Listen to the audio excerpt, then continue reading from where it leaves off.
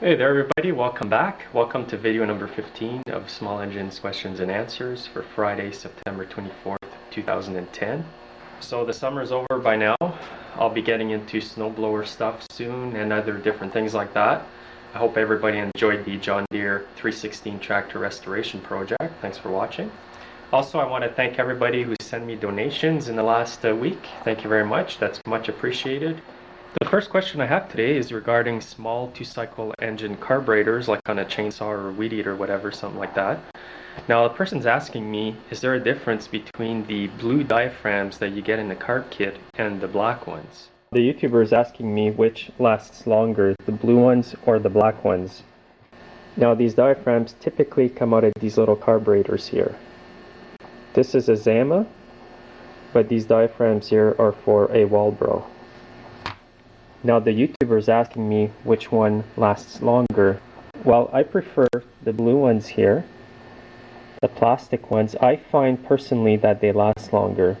Now when you take a carb apart and it's never been taken apart before and it's got factory diaphragms in it, you're going to find the dark one like this, which is more like a rubber one. They do work good. The thing that I find with these sometimes is that the little valves here will tend to dry up. And they're just going to stick up like this. Even when you're not using the machine, it's not going to make a tight seal on the hole underneath. And I find that this happens quite often, especially when the carbs have been sitting for a while. The plastic ones don't tend to do that. They're not as soft as the rubber ones, and they retract back into their original positions. And this is another type of plastic one that comes in a carb kit.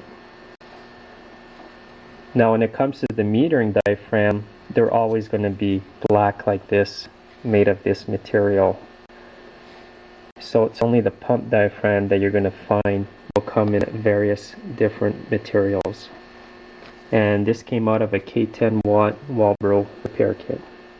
Next question is regarding a Poulan Pro chainsaw. The YouTuber is asking me, I have a Poulan Pro and the chain adjuster is on the bar. I have noticed that after 5 or 6 hours of cutting, the chain becomes detensioned quite quickly. Any ideas as to why this might happen?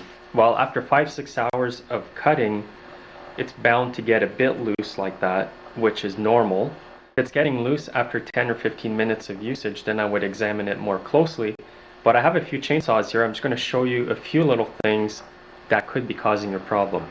Now here's a Poulan here. It's not the same as what the YouTuber is asking, but make sure that these nuts here are really tight if you have nuts. You may have a system like this little still here has, which you just pull it out, tighten it up, and then that's it, or loosen it and then adjust this thing here, which the chain adjuster on this one is on the bar. Now I notice if I tighten it real good after adjusting the bar, chain doesn't really get loose that much. Now if you have a brand new chain and you're cutting for a long period of time like the YouTuber has, it will get loose because the chain will stretch, especially when it's brand new like that. I personally find that steel makes good chains. I find they don't stretch as much. If I buy the cheaper version of Oregon chains, I find that I have to adjust them more often than if I buy the higher line of chains made by Oregon. There are good chains and bars though. Also make sure you never run out of oil when you're cutting. When you fill up the gas tank, fill up the oil at the same time, because they're designed to empty out themselves at the same time. If the chain runs out of oil, it will get tight on the bar, but it will also use up the links here. The little pins inside the chain will get worn out a lot quicker, and the chain will have a lot of loose in it or rattle. So basically what you can do is make sure that the bar is really tight here. Make sure you put enough tension on the chain before tightening that so that it doesn't work its way back. Also, maybe try a higher quality of chain for your chainsaw. That may help. And like I said, it may just stop loosening itself after a while. But if you're cutting for 5-6 hours, it's bound to get loose a bit. The next question is regarding the Tecumseh carburetors who have this plastic bowl on it. You'll find these on the Tecumseh lawnmower engines, models VLV. And what happens with these is sometimes people will say, well, I replaced the gasket over here and it still leaks gas. And that's true because I've experienced the same problem myself. What happens over time with these plastic bowls is that they warp. So what happens is that the bowl surface here isn't as flat on the carburetor as it was when it was brand new. So you may look at the bowl, it looks fine, it looks clean, but it's leaking. So that's the problem, and it's not going to run right. I had a lawnmower do this. There was just a slight leak, especially when you push the primer, and the only way to correct that problem was to replace the whole bowl. Now before you buy the whole bowl kit, you could try replacing just the gasket. Try that first, because if the gasket's worn or it's got grooves in it, it's going to leak, and it's a lot cheaper replacing this than that bowl over here.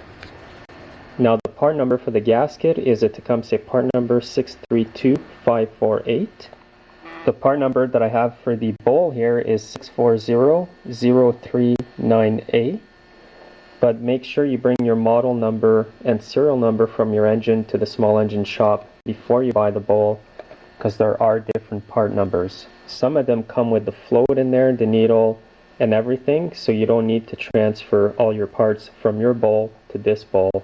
It's cheaper if you buy just the bowl, but it may be easier for some people to just buy the whole bowl kit. Then you just shove it under your carb, put the clip on, and you're done. They're fairly easy to work on. And from my experience, the only way to remedy that problem was to replace the whole bowl kit. Now the next question is regarding Tecumseh snowblower engine starters.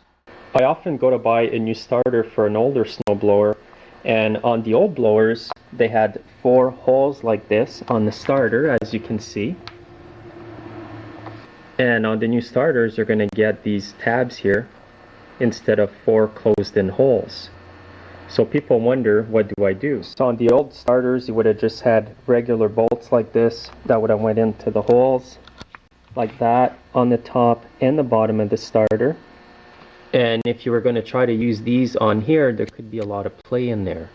What Tecumseh has done for that is when you buy a new starter, you're going to get a bolt kit. So these are brand new bolts here for the top. The 2 shiny ones are brand new. And you can see it's like a shoulder bolt. It will only go in so far, and then the shoulder part of the bolt here will connect inside the starter right here, just like that. Now for the bottom of the starter, you would still use regular bolts that will bolt in right there. And I'll show you what you do in this case if you're switching over to a starter like that. The Tecumseh engine here off of a snowblower, just to show you exactly what I mean. Starters under the tank. So this is where the starter goes. You can see the 4 bolt holes. One of the top bolts is still in. Then you would grab your shoulder bolts and screw them in at the top, one here and one there.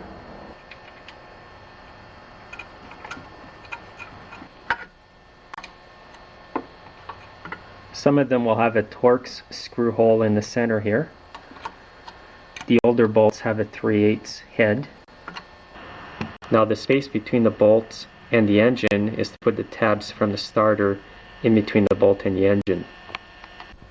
So now what you would do is insert these tabs right in between the engine and the bolts.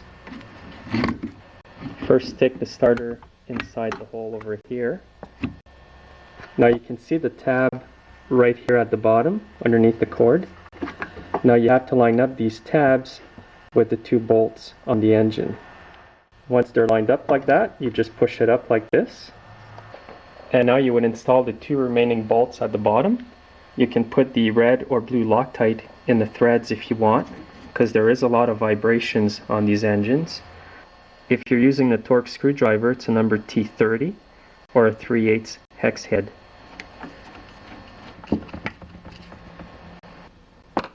Once you're done with the screwdriver, go back with your wrench and tighten them up a bit more.